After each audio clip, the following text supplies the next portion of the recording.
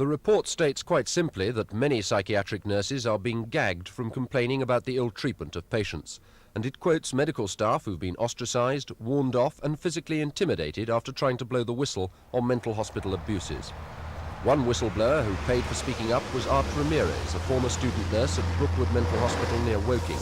When he and a fellow student complained about a charge nurse there assaulting patients, they were blacked by fellow union members, ignored and isolated by management, and because of physical threats even had to have an escort within the hospital grounds. An internal investigation exonerated the charge nurse, but a later inquiry found him guilty of abusing patients. He was struck off the nursing register and dismissed. There were two different attitudes in the hospital. Those individuals who said, well done, but you know, I've seen the same thing, but I'm afraid to come forward, even though we pleaded with them that we need someone on our side. And there are those people who said, well, you ruined the hospital reputation by doing this. Why did you do it?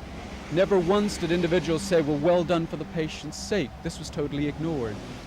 Hospital administrators agree that threats to promotion or just straightforward intimidation often prevent psychiatric staff from complaining about malpractices, and they concede that the situation demands urgent attention.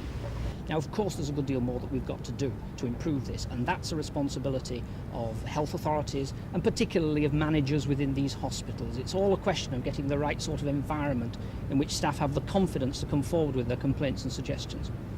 Now, this report contains some case histories detailing some quite appalling victimisation. Doesn't that worry you? Yes, of course it does. It worries me that there should be any complaint which is justified, which proves that there has been abuse of any patient, and that there should be any victimisation of any staff who has made such a complaint. Yes, of course I'm appalled by that, and I expect everyone will be appalled, and rightly so. The report recognises the care and devotion of most mental hospital staff. Faults, they say, lie with institutions rather than individuals, and the only way to safeguard patients is for everyone, management, unions and staff, to encourage and welcome an air of open and constructive criticism. And the report ends with this quote from a psychiatric nurse. "There is something wrong with a system that chokes people," he says. "These people haven't stopped caring, they've just been coerced by the system not to care or not to appear to care as much."